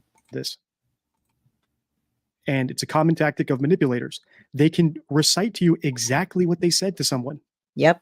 We've seen Jada Pinkett Smith do it. We've seen Amber Heard do it. We've seen Meghan Markle do it on the channel. Now we're seeing her do it, and you're absolutely right. She also said she wanted Chris Watts to give her the first baby, her firstborn son. Absolutely right. They can tell you word for word what they actually said to someone, but they leave out the context of the tone in which they said it. Saying something like, I personally think you should spend time with your kids. Sounds reasonable enough. That's basically how Nicole presented it here. But add the tone, the belittling tone that manipulators use, and it completely changes. I believe, get your hands off me. I believe you should go spend time with your kids. Bye-bye. Hang up the phone or slam the door in his face. That seems to be how this actually happened in reality. Agreed. Also, this is one of the reasons I believe Nicole when she says she didn't bash Shanann as a mother. She seems to have zero interest in the children. She didn't want them. And it makes sense that she would carve out that one thing, right? She said herself, I didn't bash her as a mother. What does that imply? Well, she bashed Shanann about plenty, but she specifically remembers not bashing Shanann as a mother, probably because she wanted Shanann to have full or the majority of the custody over the children. Right. Can you imagine her wanting to have Chris and then have 3 live-in kids so they couldn't go do their sand dunes and go on their trips and do all this sexy stuff that she was trying to do? You can't do that with 3 young kids. So Dee Dee's right. Once Chris left, so he and Nicole could have as much alone time together as they needed. Which, by logical extension, if I'm right about all that, probably means she didn't expect Chris to kill his wife and children. And I mean, I thought what we had, it was very comfortable for me. I enjoyed it. I think he did very much as well. You guys, 6 to 8 weeks, 2 months, whatever it was, you guys had an intimate relationship during that time. Yes. Okay. So you're pretty serious. Did he ever tell you that he loved you? Yes, he did. Did you ever tell him the same? A couple times. A couple. Notwithstanding that today, because those thoughts may have changed for you, but on, let's go Sunday and Monday or Monday, did you still love him on those days? I think it was something where it was like I said it a few times and I meant it, but he definitely felt the urge to say it to me a lot more than I did to him, because it was just all very new to me. And I was like, take your time with this. Like, you don't need to like rush that, you know? Like, I remember when he was in North Carolina and he was like trying to patch things up with his wife and he told me he loved me. And I was like, don't say that to me. Like, please go try to fit. And I mean, and that might even be in the text. Now her tone's coming out, and I'm sure she got pissed when he said, I love you, like they always do. And then she realized he was in North Carolina trying to patch it up. She said, don't say that. You're over there. You shouldn't even be there if it's not working out. now the true colors are coming out. Stuart's like, don't say those words to me and then go try to make. Once again, this looks like her reciting her exact words, but leaving out the tone. I believe if she said, you're trying to patch things up with your wife and you're telling me you love me, don't tell me you love me. Ew. Right? Something along those lines. And let me know if you like my Nicole Kessinger impression. Try to make peace with your wife and lay in bed with another woman. Like, just don't do that. And I was like, it's not that I don't appreciate what you're saying to me. It's like, it just didn't sit right for me, So I just feel like almost like an insecurity where you had to say that to you. Or? I don't know. I think he like looking back at all this now, I don't think he was trying to fix things with her. So saying I love you to me seemed like probably something that he genuinely meant. Like, I love this woman, and regardless of where he was going to end up that night. But to me, in the way that I was receiving things, he had told me that he was trying to fix things with her. So it's just like, this is an inappropriate time. And I wasn't mad at him. And I'm pretty sure that's in the text too, where it was very like calm, but it's just like, it's almost disrespectful where it's like, please don't. I'm like, if we get. How is it in the text that it's calm? How could you not tell if it's calm or it's not? She's completely lying here. She definitely told him, get rid of the wife, hurry up, move out. They were looking at apartments as well. She was helping him look for an apartment. That doesn't say slow down to me. And yeah, I bet he did love you when you were Googling about threesomes and how to prepare yourself for we know what. To that point where it is you and me, like, yes, you can say that, but not then. Like, that's. So once again, she reveals the true nature of the relationship when she says that she controlled the situation. So she says, for example, he was with his kids, so I told him he couldn't call me. He needed to take time with his kids, which implies that he wanted to call her. He wanted to have it both ways. He wanted to be with his kids and be able to call Nicole, but she set up the ultimatum. If you're with your kids, you can't call me. In other words, it wasn't mutual, where she's saying, well, we decided when he's with his kids, he shouldn't call me. And here again, I told him he couldn't say he loves me. So it wasn't mutual. Hey, when I'm with my wife, I'm trying to patch things up. It might be awkward, but I can't say I love you because it would be a lie because I'm not totally decided on you. Or if she says, just don't lie to me. Let's just see if you can save your marriage. And then we can tell each other we love each other if we're 100% certain. She's saying she told him he couldn't. So he was trying to say he loves her. And she said, no. You're trying to work on your relationship with your wife and you're over on a vacation with her and I'm sitting here alone, don't tell me you love me. Right. So you thought he was very genuine when he said that? I did. I mean, and he wrote it. It's in all those cards I gave you, not in all of them. Now there's 5 different episodes here of this. Penny, this was their form of interrogation. They went for the tactic of letting Chris plead guilty and keep everybody else out of it. He didn't want to go in front of the court. He was a coward, which he did save the family the gory details because the little girls were put into oil bins and their skin came off when they brought them out. They would have had to show all the pictures, including the autopsies. So that's why they didn't look into her further. But like the later ones. And thank you. When you said it to him, you said you meant it when you said it. Yes, I just didn't say as frequently as he said it. Like sometimes he would say it and I was just like. So Nicole said something interesting here. She talked about cards where Chris said he loves her. That's another form of communication. So she said, he said it in all the cards I gave you. What about cards she didn't give them? Also, why were they writing things in physical cards? Like, could these just be benign love notes between each other with photos? And she only turned over some of them because they are explicit, of course.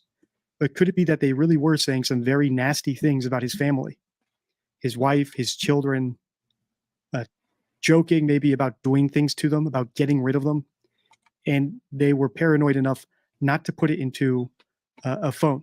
So they preferred to put it into writing or to get reassurances from each other, right? We're going to put this into writing. Yeah, I've seen this entire case frontwards, backwards, sideways, all perspectives, everybody. I am a true crime person, period. I watch true crime all the time. I've been watching it since I can remember. And I know lots of cases inside and out. That is what he did to his children. He shoved them into an 8-inch hole. Their bodies were, I think they measured shoulder to shoulder, and it was maybe like 10 and a half, 12 inches. And he shoved them through the hatchet And I remember the police saying the ones that had to dig them out of the oil once they released the oil bins, that they're never going to forget that. They have nightmares about that. And Shanann was in a shallow grave. So there's a lot more to this. Dee Dee's breaking down how to spot or expose a manipulator, but he's not necessarily a true crime guy. And that's why he invites us to collaborate so we can tell the story with him. So that we each have blackmail if we ever turn on each other. It's possible. All these things are still on the table. However, the way I'm betting, if I'm stacking up my chips, and remember, the analysis we do here, the deception detection we do here, is all about being right more often than you are wrong. So if someone changes their tenses or says a word that indicates deception, does it mean 100% of the time that they're lying? Of course not. But if you notice those indicators, you can start to stack your chips, like you're a poker player, stacking your chips, ready to go all in. And the idea of everything we do here, the deception detection techniques, including statement analysis, critical thinking, Bayesian statistical approach, or the razors, like I just showed you Hanlon's razor, or Occam's razor.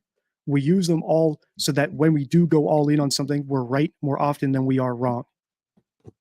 That's the whole thing. That's the whole point, is to not be tricked. So far, all my chips are stacked on Nicole being very manipulative, very unlikable, maybe joking with Chris about killing his family and doing terrible things to them. Maybe even jokingly planning something. But I don't think that she helped him literally plan and orchestrate the murder of his family, nor do I think she helped participate in it, nor do I think she helped him physically cover it up.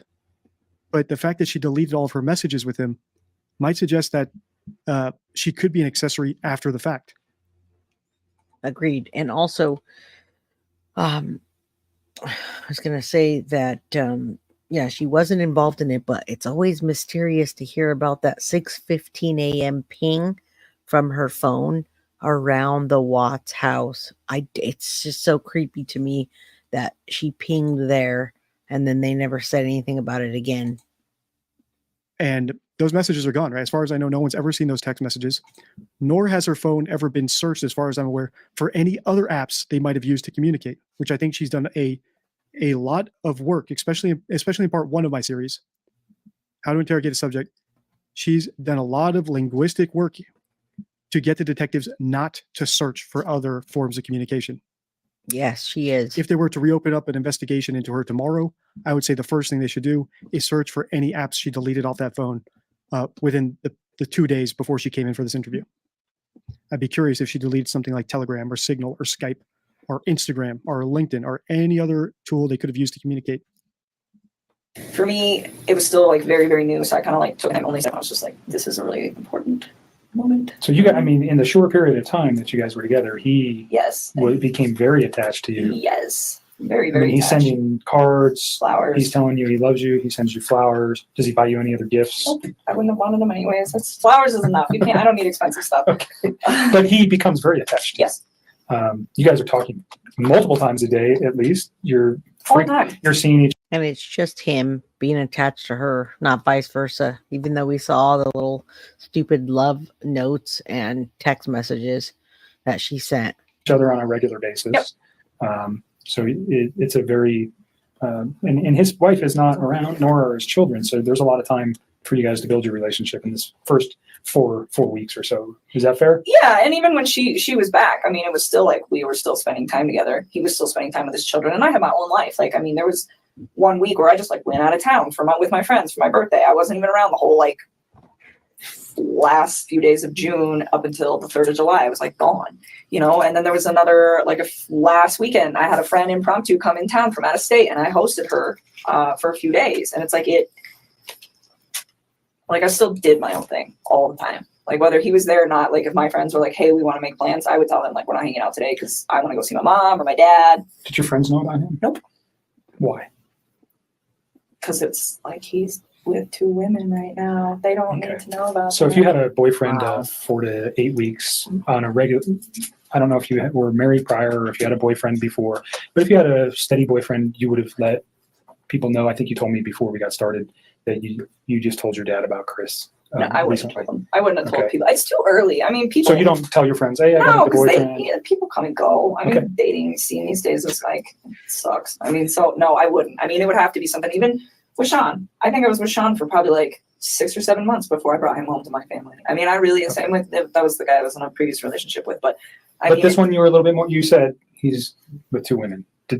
Was that one of your considerations for not telling anybody about him? yes. Well, I mean, it was like, okay, like this. Wow. As part of the series, I think we should analyze Chris's confession to see if we believe it. So he apparently said he did everything on his own, that Nicole wasn't involved. Is that credible? Is he covering for her? The other thing is, if this guy Sean has ever done any interviews, I'd be curious to know what he says about what it's like to actually be in a relationship with Nicole. If she's as manipulative and controlling as she seems to be in this interview. Maybe one of the YouTubers who's really deep into this case, like Zawoki or Watts the Obsession, who react to my Nicole Kessinger videos, can let me know if that video even exists, if Sean has done any interviews. So we're coming up on an hour now, so I'll wrap up here. If you want me to continue looking into this case, let's get this video to 50,000 views. On your screen right now is a video I recommend you watch next, as well as my playlist about Nicole Kessinger if you want to dive deeper. Until next time, stay tuned. Yeah, what about Jim? All right. So we don't know about Jim. I think we did a pretty good job here. This is the Watts home one, but I did want to see if we can look at this communication one where he's talking, because he did a class about communication, speech, and relationship deterioration, which is really telling. And now that you know that he was cheating on Shanann, maybe even more than one time, let's listen to this for a little bit. If you guys are still here, we're at an hour and 25 minutes, but hey, let's keep going. It's 3:30 in my time, and I'm not hungry yet. I'm doing my communication speech for Brenda Armentrout, and welcome to Broomfield, Colorado. About 70 degrees, and it's awesome outside, so welcome. I'm doing my speech on relationship deterioration and He uses awesome a lot, people. Awesome and like. He's talking about relationship deterioration. This is before he lost weight. He was that weight when he married Shanann, and then after, and then she introduced Thrive into his life, and it gave him a bunch of energy to work out. So, like I said, doing push and cheating downstairs. repair. And this is my PowerPoint to help you. Deterioration. The relationship begins to fall apart, crumble, or fail. You have weakening bonds. You get bored of the everyday routine, and you get distractions such as work, hobbies, relationships, no matter how harmless, even at the job. You might meet a new person, and it could strengthen into something else. It could weaken the bond you have with the partner you have. You spend less time with each other, and sometimes you have no time to maintain the relationship. There you go. Sometimes in a relationship, This is foreshadowing, and he knew all the signs, and he was doing it anyway. I think he was cheating with more than just Nicole once he lost weight. you maybe make promises that can turn into a major betrayal, or minor arguments that could turn into the things where you can say spiteful comments, which turn into bigger problems. The first phase of deterioration is interpersonal dissatisfaction, which is when you become unhappy with all the everyday interactions with you and your partner. You also begin to view your future with your partner as a negative future. And the second phase is interpersonal deterioration, which you start to grow farther and farther apart. You share less of your free time with each other. You have more awkward silences at dinner, or when you're just out by yourself, you don't talk at all. You disclose less of your feelings, and you show less affection toward each other. When you have good communication, you show more nonverbal communication, which is the majority of the messages we send, like through gestures, facial expressions, eye contact, the tone of your voice. And there's many types of forms of communication. What an interesting foreshadow from a family annihilator. I could get down with him and still be like, okay, he snapped, he killed his wife. But when it comes to the kids, I absolutely don't know how he did it. I'm looking for that video where I think it's Cece that says, my daddy loves me. He's a superhero. Heartbreaking. Communication these days, and it's the most successful groundwork for relationships. He does look different. Two quotes that I've done research on from Elaine Schemberg: all relationships problems stem from poor communication skills, which is very true. And another quote from Schimber and Sorjan: "You can't communicate while you're checking your BlackBerry, watching TV, or flipping through sports section," which is very true with technology nowadays. You'll be on your iPhone, your BlackBerry, at a restaurant, and you'll see two people at a table, and you'll see both of them on their phones, either Facebook comment status or maybe playing the game. There's no communication at all. Commitment is the degree of commitment affects your relationship. According to Hirofumi, not surprisingly, commitment is especially strong when individuals are satisfied with the relationship and grows weaker as individuals become less satisfied. You have to ask yourself 3 questions when you're in a relationship. Do I have a desire to keep this relationship going? Do I have a moral obligation to stay in this relationship? Or is it a necessity for me to stay in? Now, he did tell Shanann supposedly that night that he wanted to not be with her, and she did freak out and probably did say you're not going to see your kids. She was upset, but this is a complete foreshadow. And there's another video that talks about the red flags that we missed during this case. An inmate in prison exposes Chris Watts. I don't know if you guys want to watch that. We can cut down this, and we see that it's foreshadowing. He looks way different. I don't know if Shanann ever saw this. It'd be interesting because all of this happened. If you guys want to watch that, we can watch it real quick. We're at an hour and 30 minutes. But if you guys are still here, I'll watch it and then I'll head out. I'm hungry also. Let's listen for a minute. This relationship. According to my research, sometimes a necessity could be children. There you Sometimes go. when you have children and your relationship starts to deteriorate, a child could help repair it. All relationships are held together in part by a form of commitment, either based on desire, obligation, or necessity. And when the commitment is strong enough to hold the relationship together, you avoid arguing about minor disagreements and you support one another. When commitment is weak, the relationship is full of doubt and the relationship deteriorates fast. And then you wipe out your whole family. So I'd rather, instead of spending time on that, because we do know and we do see it's just all it's everything that happened.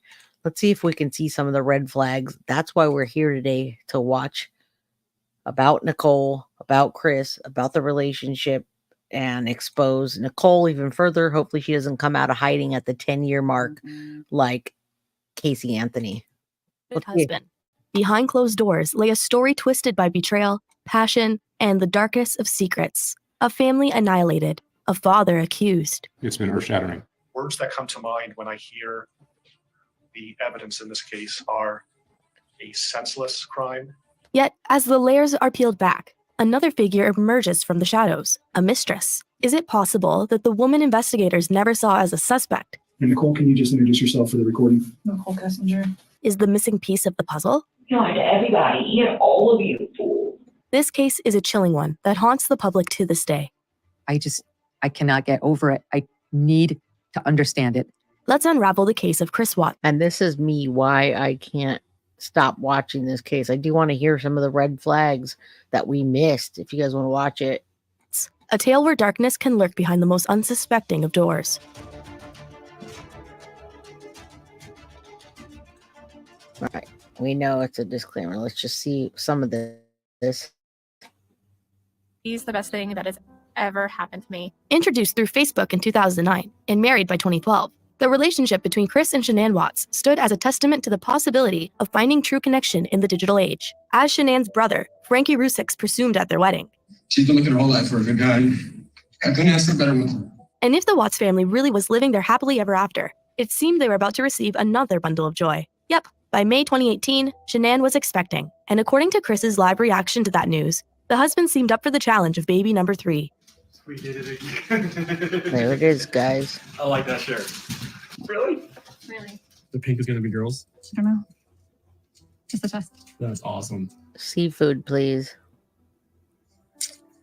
Guess when you want to, it happens. Of course, Shanann and Chris's relationship wasn't as perfect as a curated social media feed made it seem. They faced some financial troubles, even filing for bankruptcy in 2015. Neighbors had undoubtedly witnessed a heated driveway argument or two, and Shanann's tense relationship with her in-laws, who had notably declined their wedding invite, had never fully healed. But hey, these are the kinds of trials marriages face, right? Maybe. Did anybody watch the Netflix documentary? So sad. Most of it was honestly just footage from Shanann. They took all the footage, put it together, and then made some commentary. But this is heartbreaking. I want to see what we missed. Yet, Shanann couldn't deny that something in her husband had switched. Over the summer, Chris had grown cold, distant, checked out. He no longer wanted to talk to her, yet alone be intimate. He even appeared to have lost interest in the children.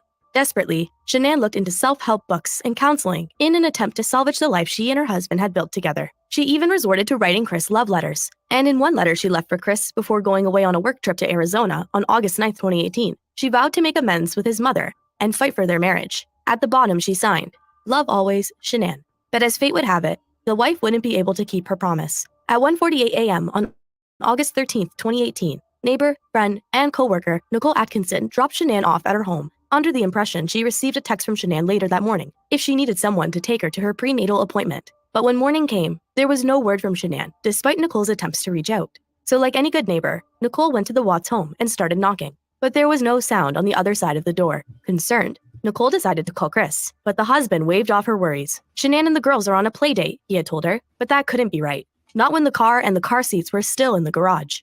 Yeah, if it wasn't for her best friend, Nikki, everybody, it would have been bad. It would have been bad, and he might not have gotten caught that soon, or who knows. Well, he buried Shanann in a shallow grave, so, and I think the oil tanks were going to show up with something in them. Chris told Nicole he would be home soon. I want to see what's missing here, because we know a lot of this stuff. There's the oils. The oil tanks, what we didn't see. Now, we've already seen this, a lot of this, and we're not here for Chris Watts. We're here to hear kind of about Nicole and what happened with her.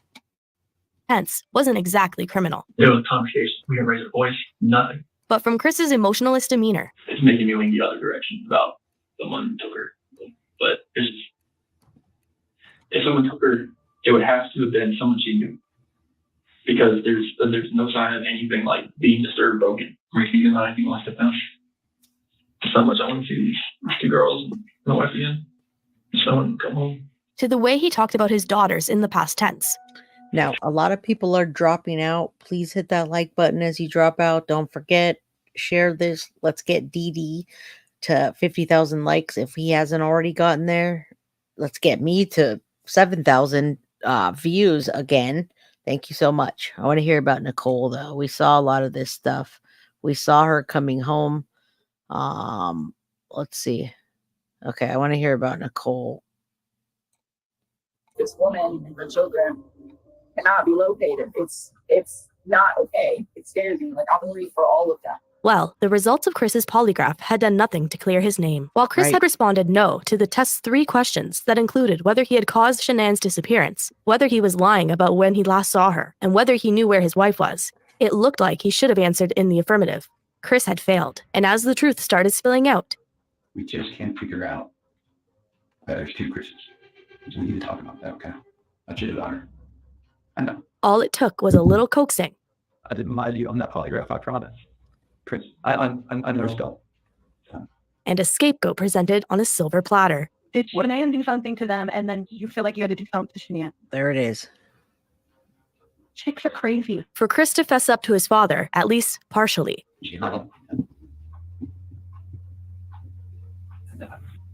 As for where his family was, that would be the work site he visited the morning of their disappearance, Survey 319. At this point, law enforcement already descended upon the site after using the GPS data from Chris's truck to see where he traveled on August 13th. From here, it didn't take long for a drone to discover a crimson-stained bedsheet. But where were Shanann and the girls?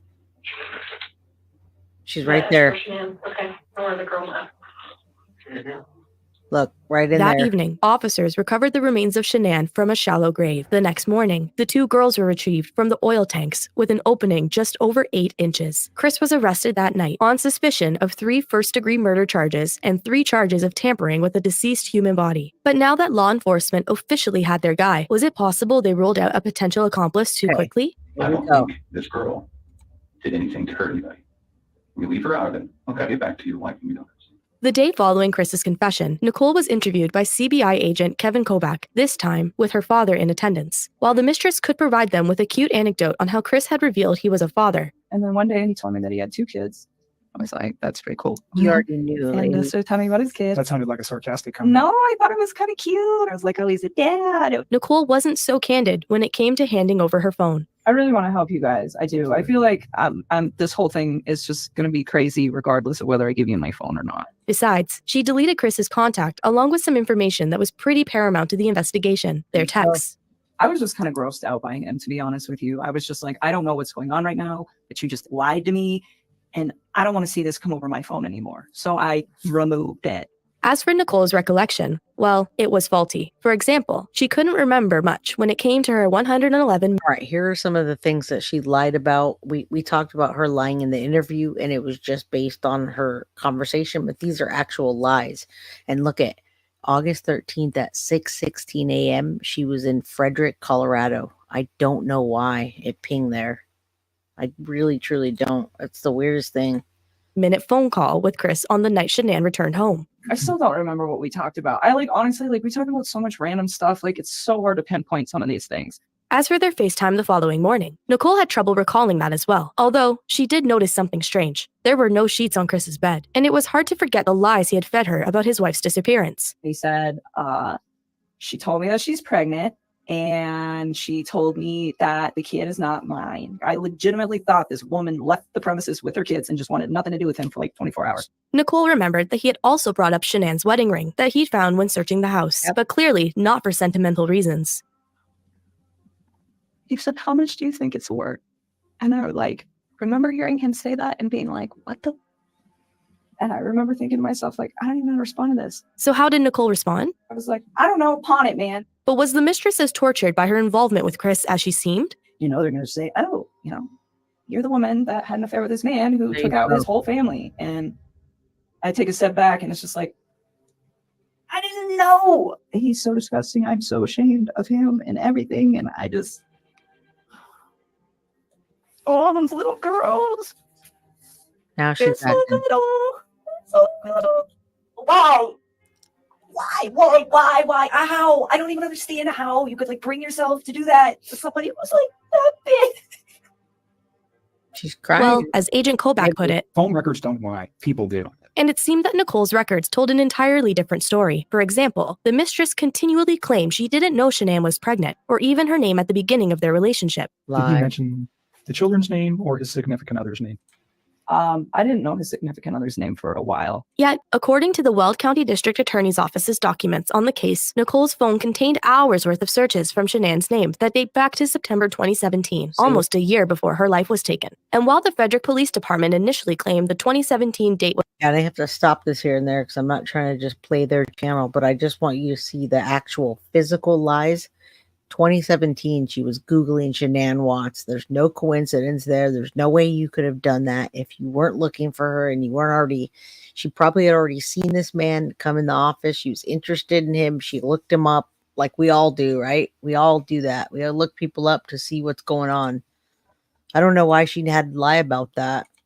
Was a typo. Weld County District Attorney Michael Rourke later acknowledged that this was the date her phone data reflected. And if Nicole did have the habit of looking into Shanann's socials, well, how hidden could the pregnancy have been from the mistress? Similarly, Shanann's social media made no suggestions that she and Chris were separating, and despite Nicole's insistence that she believed the couple was on the precipice of divorce, her activity on July 24th, 2018 suggested this wasn't so certain when she typed into the search, "Man I'm having an affair with says he will leave his wife." And then there was Nicole's claim that she wasn't as invested in the relationship as Chris. He was a lot more into me than I was into him. Was it possible the office place romance of emails turned into text, turned into handwritten letters of undying love, and scandalous photos hidden in a fake calculator app had been one-sided? You're so damn sexy.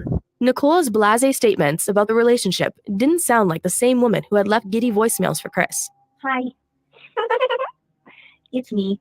I miss your face. I was just calling to say hi. Nor did they sound like the same woman who had sent personalized video messages. Thank you so much for coming out here with me, Christopher. I'm having a wonderful time. You mean a lot to me. All right, y'all. Make sure you turn your gifted, make sure you opt in so you can get a gifted membership. Now we're here. JoJo for Show is making sure that we're still here for a little bit because I don't want to leave gifts on the table. I want you guys to know that you're getting a gift, okay? And you could thank JoJo. So make sure you opted in. And I'm glad that you're having a blast. I am so out of breath.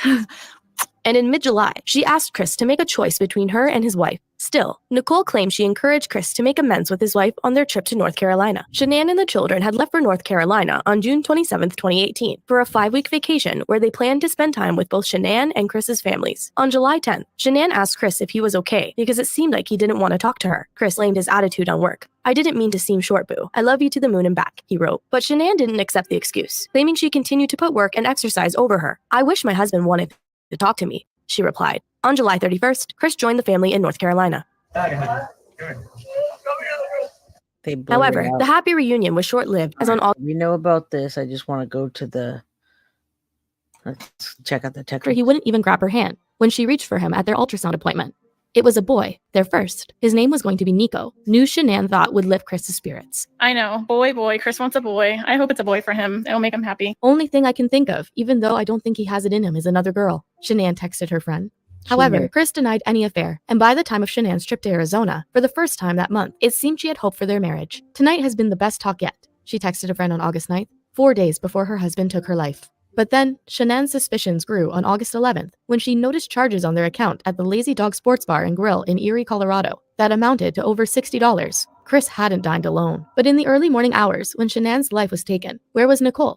Agent Kobach warned Shanann was so much prettier and just such a woman compared to this lady here that's not JoJo. Jess, you didn't miss anything other than JoJo gifting memberships, and we're just watching some of the red flags going on. I wanted you guys to actually see the text and the Googling, not just, us speculating or talking about it. to the mistress that with her data, they would also be extracting GPS information. We want to know where you were that day too. You're dating a man who did some egregious stuff, and we want to show that you were never near him that day. And lo and behold, that morning, Nicole's phone appeared to ping in the same town where the Watts lived, Frederick, Colorado, over 20 minutes away from Nicole's home. This had led some to theorize that the unfamiliar truck neighbors saw outside of the Watts home belonged to Nicole. In Nicole's third interview, Agent Kobach also asked her about the strange text she had sent Chris that day, a request for him to prove he was at the oil site by sending photos. The thing we talked about was him proving that he went to the oil field. That he went to work. The day after Shanann and her children's disappearance, Nicole spent almost 4 hours searching the web for any news reports on the case. She also searched a series of questions, including, can cops trace text messages? Wow. How long do phone companies keep text messages? And difference between text message content and text message detail. She then deleted her search history. According to Nicole, the current media circus surrounding her because of her relationship with Chris was the last thing she wanted. The media came to my house and left a letter, handwritten and chicken scratch. Like, oh, I went to today's show, you should call me. It's like, why would I do that? But again, Nicole's search history told a different story. On August 19th, she had looked up Amber Frey, the mistress of Scott Peterson, in the eerie similar case, who was convicted of taking the life of his pregnant wife. According to the police report, Nicole's searches included Frey's book deal, her net worth, and did people hate Amber Frey? Right, so you actually see it now. Did people hate Amber Frey? What's the book deal? What's it worth? She wanted to be like that. She wanted to capitalize on it, but it failed and it turned around. Hide and Seek and everybody else that gets a membership today, Friday, 6 p.m. Pacific Standard Time, we're doing a secret live only for you guys. You can't share the link. You can go in there if you're a member. Please don't share the link, and we can talk about the Maddie case and all of the things that happened today, and we can talk about much more. Everything's on the table. Frey. And it seemed Nicole got her answer to the latter, as after receiving numerous threats, she removed herself from public life, and by 2020 applied for a name change. Her current whereabouts are unknown. As for Chris Watts, well, we know exactly where he is. On November 6, 2018, Chris accepted a plea deal, avoiding the death penalty, and in turn ending further investigation into the case. He pleaded guilty to the 9 counts against him, which included 5 counts of first-degree homicide, with 2 extra added on, since the children were under 12, 3 counts of tampering with remains, and 1 count of unlawful termination. Now, remember, he just did that to get it out. He told the police, I just want to get this done. I don't want the families to have to see this, and I don't want anyone else to be involved. They gave him a deal. He took it. It was a swift justice that I don't know is justice necessarily. I have lots of information on Chris Watts from then until now, but we're talking about Nicole Kessinger and kind of wrapping up this portion of the case. Of a pregnancy. During his November 19th sentencing, in an uncharacteristic moment from the notoriously emotionless husband, he cried as his mother spoke in court. This is something we will never get over. We will always mourn the loss of our family. I am still struggling to understand how and why this tragedy occurred. But clearly, it was too late for tears. As Chris sat with his foot shaking on the ground, the judge sentenced him to 3 consecutive life terms with no chance at parole. This is perhaps the most inhumane and vicious crime that I have handled out of the thousands of cases that I have seen. And nothing less than a maximum sentence would be appropriate. And anything less than the maximum sentence would depreciate the seriousness of this offense. A fitting punishment for the crime, as Chris himself said during his first interview with police. When we find the guy who took him, what do you think we should do? Life in prison? It wasn't until February 2019 that Chris Watts gave his full confession to law enforcement from behind the bars of a maximum security prison. He admitted he had taken Shanann's life after an argument over their marriage. He said afterwards their eldest daughter, B, walked. Hey, if you have information on the mistress, Nicole Kessinger, can you email me? I'm going to put my email below. I'd like to talk about that. We can have a members only live and discuss that. We can talk about anything as long as it doesn't get out there. I'd really want to know this. Again, I work on current cases, but I love the guilty of crime cases. Remember what my name is, guilty of crime. And that's what this case is. In, blanket in tow. And all right, let's see. Let's see if I don't like hearing about his parents. And I did read this mainly book. from women, according to People magazine. But it was a pen pal from early on in his sentence that ended up providing further insight into the case. In Letters to Christopher, first-time author Sherilyn Cattle published her correspondence with the inmate. In these letters, he claimed he attempted to take his children's lives before he had his fight with Shanann, but realized he had been unsuccessful after they woke up. He also confessed to slipping his wife oxycodone in the weeks before taking her life, in an attempt to induce a miscarriage, after Nicole told him she wanted to give him his first son. He believed Shanann's pregnancy was what stood between him and happiness. If I had not met Nikki, I would never have ended my family, he told Sherilyn. But despite blaming his former mistress in 2021, David Carter, an inmate that had stayed at Chris's correctional... Did anybody read that book? I did. And there was a lot of things that changed in the book. And he did say that he wouldn't have done that without Nikki. And I believe she did manipulate him, but it's not a crime to give someone an ultimatum. Facility told the Daily Mail that Chris and Nicole were back in communication after she started writing him under her new name. David Carter claimed Chris's email account was suspended after prison authorities caught word of the correspondence, as he wasn't supposed to have any contact with her. He also told The Sun that Chris told him Nicole was responsible for taking his daughter's lives because he wasn't able to stomach ending his own kids. Yet from unvetted sources to Chris's ever-changing version of events, the truth of what happened on August 13th still remains a mystery. Yeah, it's a mystery to us too, guys. All of it. Like, he lied so much. Now I go back and think about this shit, and I'm like, it's lies. He lied to everybody. He had all of you. But mainly, this case remains on the minds of those who have come across. All right, so we saw that. I had to share with you. I wanted you to see like some of the real deal stuff.